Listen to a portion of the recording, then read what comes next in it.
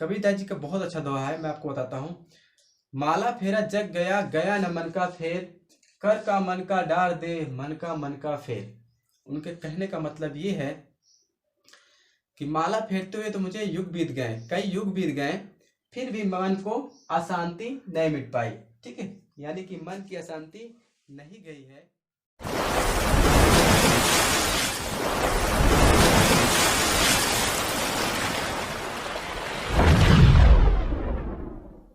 जय हिंद दोस्तों, स्वागत है आपका बीकेपी क्लासेस यूट्यूब चैनल में। तो कैसे हैं आप लोग? आशा करता हूँ कि आप लोग ठीक ही होंगे। आज हमारा न्यू चैप्टर है प्रतिशत, इस पर हम बात करेंगे। इस चैप्टर में 10 से 12 टॉपिक हैं। किसी भी टॉपिक से एग्जाम में आपको आ सकता है। कोई भी वनडे एग्जाम होता है तो क्वेश्चन इसमें से अवश्य पूछा जाता है। जैसे यूपी पुलिस, यूपी लेखपाल, एसएससी जीडी, एसएससी एमटीएस, कोई भी वनडे एग्जाम होता है तो उसमें प्रश्न जरूर आते हैं इसमें से। देखिए 10 से 12 टॉपिक का मतलब ये होता है हमारा, ये जो हमारा 10 से 12 टॉपिक है, इसका मतलब ये है कि आपको क्वेश्चन मिलते हैं, आप पढ़ेंगे जब आगे तो उसमें आपको कई प्रकार के नियम का पालन करना पड़ता है। ठीक है, तो कई नियम उसमें लगते हैं। तो मैं जितने भी इसमें टॉपिक हैं तो मैं सारे टॉपिक बाय टॉपिक आपको क्वेश्चन बताऊंगा। ठीक है, चलो आते हैं बेसिक। पहली बात तो हम बेसिक जानते हैं, बेसिक हमारा होता क्या है। देखिए बेसिक हमारा, जैसे हम मान लेते हैं ये हमारा 10% है। ठीक है, अच्छा ये 10% है क्या? जैसे हमारा 10, ये 10 है, अगर हम इसको इस वाले सिंबल को अगर हटा देंगे, इस वाले को प्रतिशत को, तो नीचे में हमारा कितना आता है? 100 आ जाता है। तो कहने का मतलब ये है 100 रुपए में हमारा हिस्सा कितना है? 10 रुपए। बातें समझ में आई? उसका कहने का मतलब 10%। 10% का मतलब ये होता है 100 रुपए हमारा कितना? 10 रुपए हिस्सेदारी है। यानी कि एक और देख लो, 20% में हमारा कितना होगा? ठीक है, 20% में यानी कि 20/100 यही होगा। तो 100 रुपए हमारा 20 रुपए आएगा। अब मान लेते हैं हमारा पास कितना? 30% का है। ठीक है, 30% यानी कि 30 रुपए में हमारा, यानी कि 100 रुपए हमारा कितना है हिस्सेदारी? 30 रुपए। यानी कि 100 रुपए में हमें 30 रुपए मिलेंगे, चाहे हम बेचेंगे या खरीदेंगे, कुछ भी करेंगे। ठीक है, अगर उसमें 30% अगर हमें कोई दे रहा है तो 100 रुपए में हमें कितना दे रहा है? 30 रुपए दे रहा है। ठीक है, चलो अगर मान लेते हैं 500 रुपए में, ठीक है, 20% हमें मिल रहा है। 500 रुपए है हमारे पास, यानी किसी के पास, और उसमें से हमें कितना दे रहा है? 20% दे रहा है। कितना? 20%। कितना दे रहा है? 20%। तो हम क्या करेंगे? 500 गुणे 20/100 करेंगे। 0 से 0, 0 से 0 काट देंगे और गुणा करेंगे। यहां पर देखिए कितना हमारे पास बचा? ये 50 गुणे 2, यानी कि 5 दुने या 10, 100 रुपए। हमें कितना मिला? 500 में हमारा 20% की हिस्सेदारी थी, उसमें हमें कितना मिला? 100 रुपए मिला। ठीक है, कितनी बातें तो समझ में आई। अच्छा एक चीज और इसमें है, इसमें देखिए 2 नियम इसमें लगेंगे। जैसे मैं आपको बताऊं, प्रश्न को हल करने के लिए आपको इसमें 2 नियम का पालन होता है। जैसे आपको कोई कह दिया जाए कि 1/2 का प्रतिशत बताओ, 1/2 का प्रतिशत बताओ, 1/2 का प्रतिशत बताओ। और एक और होता है हमारे पास 1/2 का क्या हुआ? प्रतिशत बताओ। दूसरा है 10% का बटे बताओ। ठीक है, ये हमारे पास 2 नियम। ये हमारा क्या है? प्रतिशत बताओ,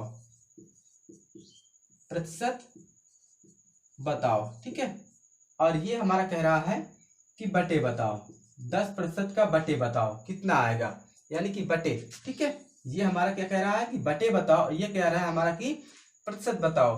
तो हम क्या करते हैं, अगर हमें प्रतिशत बताना होता है तो हम 1/2 में क्या करेंगे? 100 का गुना करेंगे। क्या करेंगे? गुणा करेंगे। ठीक है, तो हम इसे जब हल करते हैं, हमें अब कभी भी आपको हमें यह निकालना पड़ेगा कि बता दिया जाए कि आपको प्रतिशत बताना है, तो हम क्या करेंगे? 100 का अवश्य गुणा करेंगे। ठीक है, और इसमें क्या करेंगे? जैसे पहले इसको हम हल कर लेते हैं। 2 पंचे 10, तो कितना है? 1 गुणे 50%। अब 50 करेंगे 1 में तो 50 ही आ जाएगा। तो 50/100 100।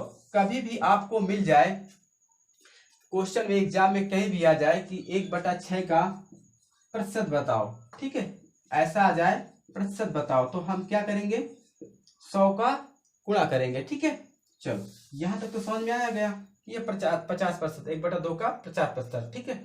अब 100 का बटे बताओ, तो 10% का बटे बताओ, तो 10% का हमारा बटे कैसे निकलेगा, यानी कि 100 का भाग 10, यानी कि 100 का भाग, ठीक है। ये जो हमारा बटे वाला है, ये जो हमारा परसेंटेज है, ये क्या करेंगे, नीचे आ जाएगा, ठीक है।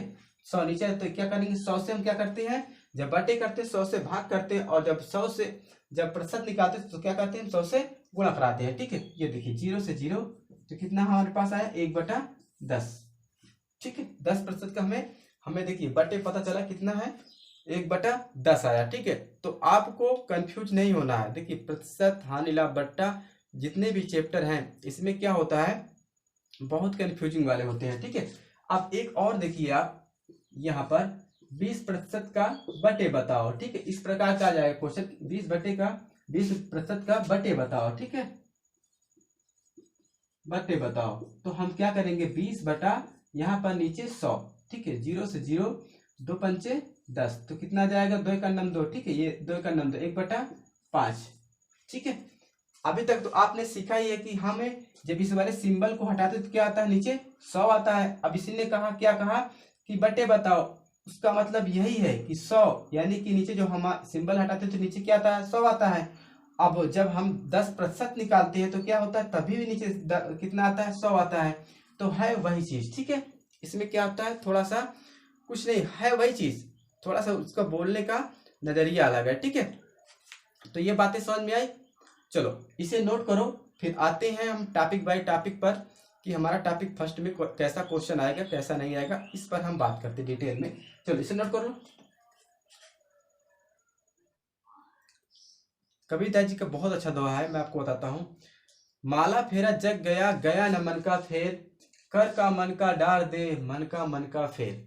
उनके कहने का मतलब ये है कि माला फेरते हुए तो मुझे युग बीत गए, कई युग बीत गए, फिर भी मन को अशांति नहीं मिट पाई, ठीक है, यानी कि मन की अशांति नहीं गई है। तो ऐसा माला फेरने से क्या फायदा, ऐसा माला फेरने से क्या फायदा जो मन की अशांति को ना मिटा पाए, ठीक है। तो वो कह रहे हैं कि आप मन से माला फेरिए, तभी शांति आपको मिलेगी, ठीक है। आप मन से जब भी कोई भी कार्य करिए आप, तो मन से करेंगे तभी आपको शांति मिलेगी, ठीक है। यानी कि आप एक नई सोच पैदा करेंगे, अच्छी सोच, निगेटिव सोच नहीं, अच्छी सोच पैदा करोगे। जैसी सोच होती है हमारी, वैसी बुद्धि आती है, ठीक है।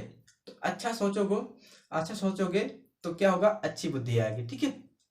तो हमेशा प्रयत्न करो, पढ़ाई में मन लगाओ, घूमने की नहीं, ठीक है, यही समय है। चलो इसे नोट कर लो।